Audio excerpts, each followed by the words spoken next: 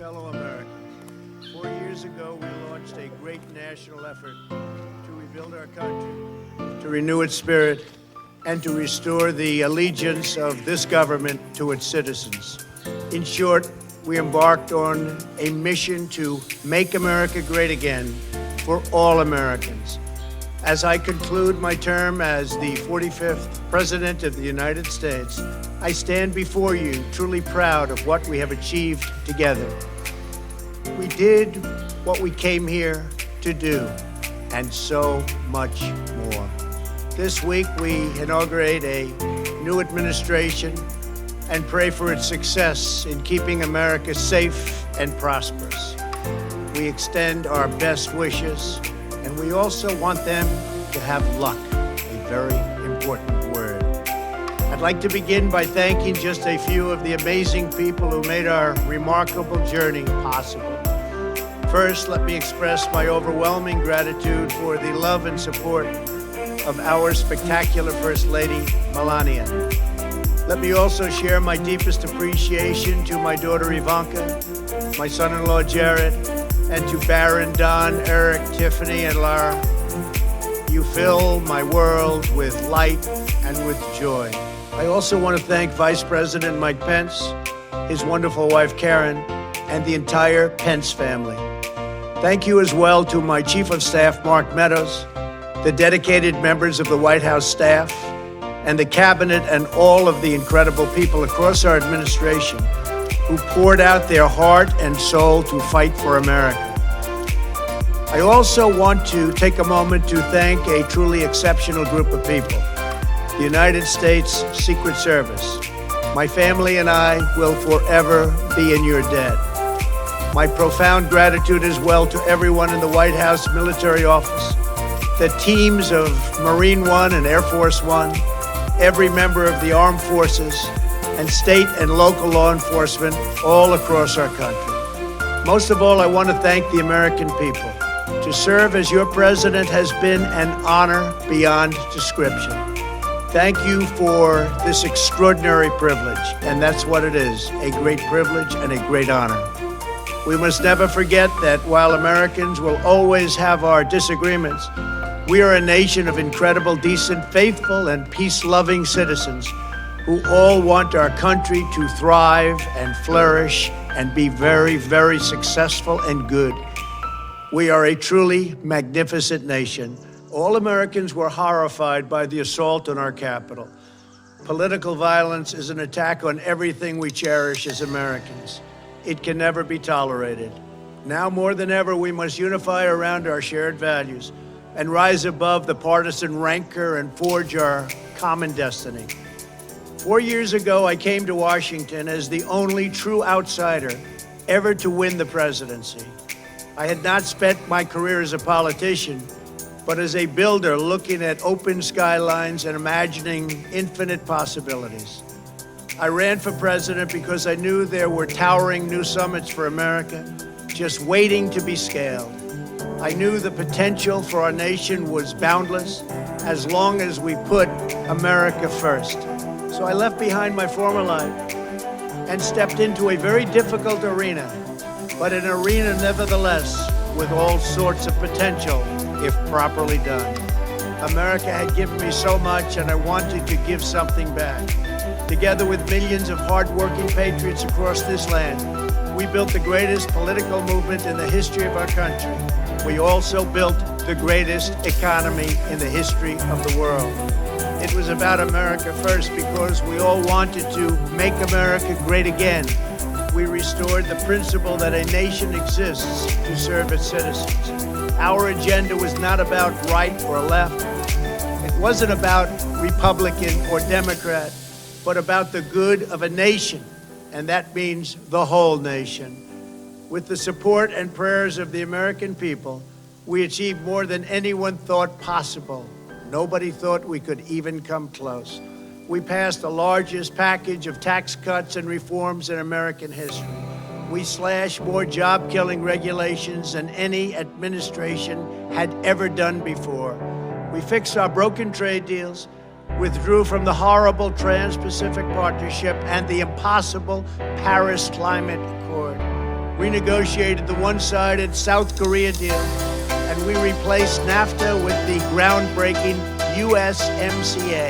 That's Mexico and Canada, a deal that's worked out very, very well. Also, and very importantly, we imposed historic and monumental tariffs on China, made a great new deal with China. But before the ink was even dry, we and the whole world got hit with the China virus. Our trade relationship was rapidly changing. Billions and billions of dollars were pouring into the U.S., but the virus forced us to go in a different direction.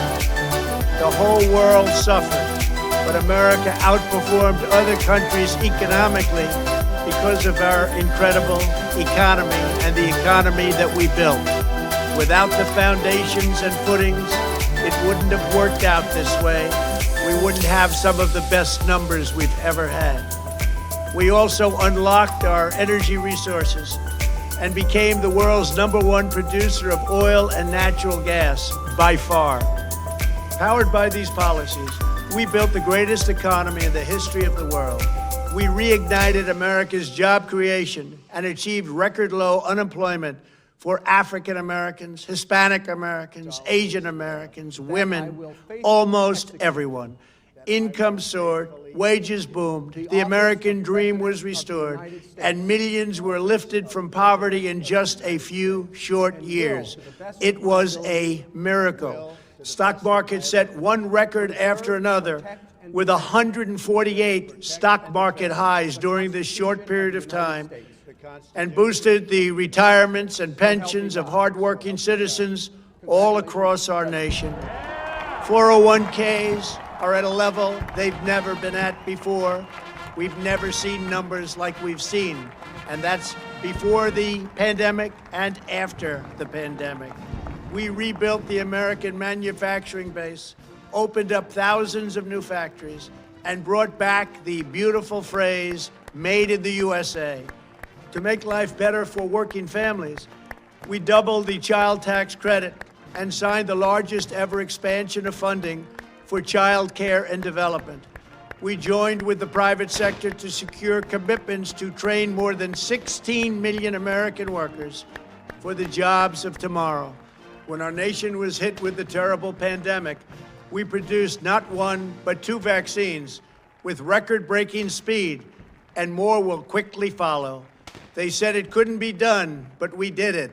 They called it a medical miracle, and that's what they're calling it right now, a medical miracle. Another administration would have taken 3, 4, 5, maybe even up to 10 years to develop a vaccine. We did it in 9 months. We grieve for every life lost, and we pledge in their memory to wipe out this horrible pandemic once and for all. When the virus took its brutal toll on the world's economy, we launched the fastest economic recovery our country has ever seen. We passed nearly $4 trillion in economic relief, saved or supported over 50 million jobs, and slashed the unemployment rate in half. These are numbers that our country has never seen before. We created choice and transparency in healthcare, stood up to Big Pharma in so many ways, but especially in our effort to get favored nations clauses added, which will give us the lowest prescription drug prices anywhere in the world. We passed VA choice, VA accountability, right to try, and landmark criminal justice reform. We confirmed 3 new justices of the United States Supreme Court. We appointed nearly 300 federal judges to interpret our Constitution as written. For years, the American people pleaded with Washington to finally secure the nation's borders. I am pleased to say we answered that plea and achieved the most secure border in U.S. history. We have given our brave border agents and heroic ICE officers the tools they need to do their jobs better than they have ever done before, and to enforce our laws and keep America safe. We proudly leave the next administration with the strongest and most robust border security measures ever put into place. This includes historic agreements with Mexico, Guatemala, Honduras, and El Salvador. along with more than 450 miles of powerful new wall. We restored American strength at home and American leadership abroad. The world respects us again. Please don't lose that respect. We reclaimed our sovereignty by standing up for America at the United Nations and withdrawing from the one-sided global deals that never served our interests. And NATO countries are now paying hundreds of billions of dollars more than when I arrived just a few years ago. It was very unfair. We were paying the cost for the world. Now the world is helping us. And perhaps most importantly of all, with nearly $3 trillion, we fully rebuilt the American military, all made in the USA. We launched the first new branch of the United States Armed Forces in 75 years, the Space Force. And last spring, I stood at Kennedy Space Center in Florida and watched as American astronauts returned to space on American rockets for the first time in many, many years.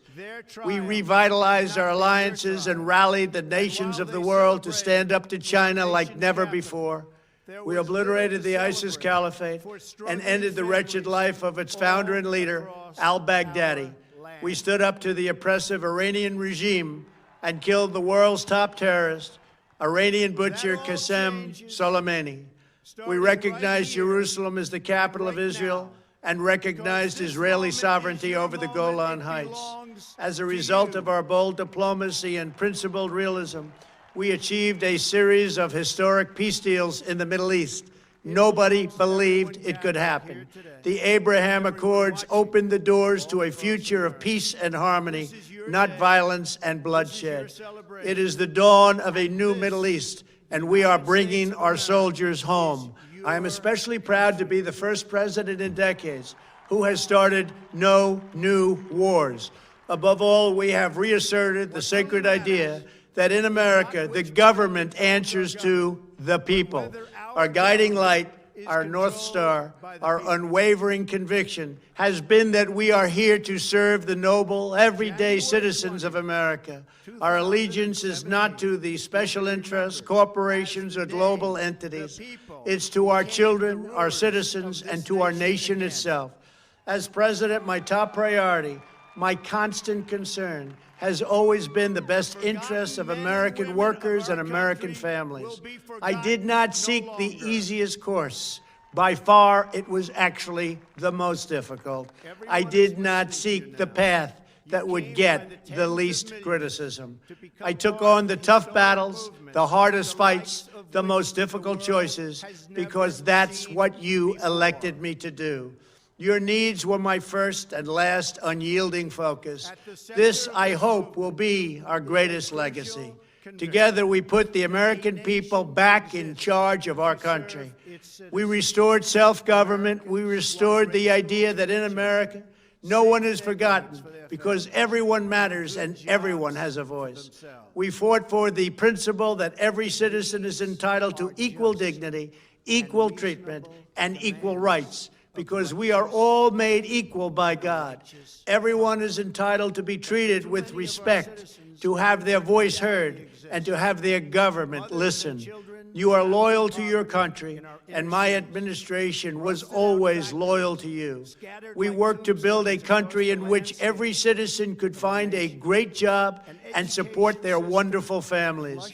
We fought for the communities where every American could be safe, and schools where every child could learn. We promoted a culture where our laws would be upheld, our heroes honored, our history preserved, and law-abiding citizens are never taken for granted. Americans should take tremendous satisfaction in all that we have achieved together. It's incredible. Now, as I leave the White House, I have been reflecting on the dangers that threaten the priceless inheritance we all share.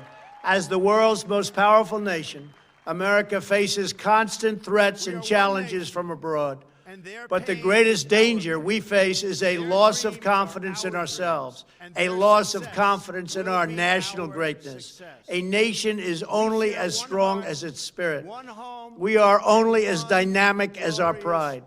We are only as vibrant as the faith that beats in the hearts of our people. No nation can long thrive that loses faith in its own values, history, and heroes, for these are the very sources of our unity and our vitality. What has always allowed America to prevail and triumph over the great challenges of the past has been an unyielding and unashamed conviction in the nobility of our country and its unique purpose in history. We must never lose this conviction. We must never forsake our belief in America. The key to national greatness lies in sustaining and instilling our shared national identity. That means focusing on what we have in common, the heritage that we all share. At the center of this heritage is also a robust belief in free expression, free speech, and open debate. Only if we forget who we are and how we got here could we ever allow political censorship and blacklisting to take place in America. It's not even thinkable. Shutting down free and open debate violates our core values and most enduring traditions. In America, we don't insist on absolute conformity or enforce rigid orthodoxies and punitive speech codes. We just don't do that. America is not a timid nation of tame souls who need to be sheltered and protected from those with whom we disagree. That's not who we are. It will never be who we are. For nearly 250 years, in the face of every challenge, Americans have always summoned our unmatched courage, confidence, and fierce independence. These are the miraculous traits that once led millions of everyday citizens to set out across a wild continent and carve out a new life in the Great West. It was the same profound love of our God-given freedom that willed our soldiers into battle and our astronauts into space. As I think back on the past 4 years, one image rises in my mind above all others. Whenever I traveled all along the motorcade route, there were thousands and thousands of people. They came out with their families so that they could stand as we passed and proudly wave our great American flag. It never failed to deeply move me. I knew that they did not just come out to show their support of me. They came out to show me their support and love for our country. This is a republic of proud citizens who are united by our common conviction that America is the greatest nation in all of history. We are and must always be a land of hope, of light, and of glory to all the world. This is the precious inheritance that we must safeguard at every single turn. For the past 4 years, I have worked to do just that. From a great hall of Muslim leaders in Riyadh to a great square of Polish people in Warsaw, from the floor of the Korean Assembly to the podium at the United Nations General Assembly, and from the Forbidden City in Beijing to the shadow of Mount Rushmore, I fought for you, I fought for your family, I fought for our country. Above all, I fought for America and all it stands for, and that is safe, strong, proud, and free. Now, as I prepare to hand power over to a new administration at noon on Wednesday, I want you to know that the movement we started is only just beginning. There's never been anything like it. The belief that a nation must serve its citizens will not dwindle, but instead only grow stronger by the day. As long as the American people hold in their hearts deep and devoted love of country, then there is nothing that this nation cannot achieve. Our communities will flourish, our people will be prosperous, our traditions will be cherished, our faith will be strong, and our future will be brighter than ever before. I go from this majestic place with a loyal and joyful heart, an optimistic spirit, and a supreme confidence that for our country and for our children, the best is yet to come. Thank you and farewell.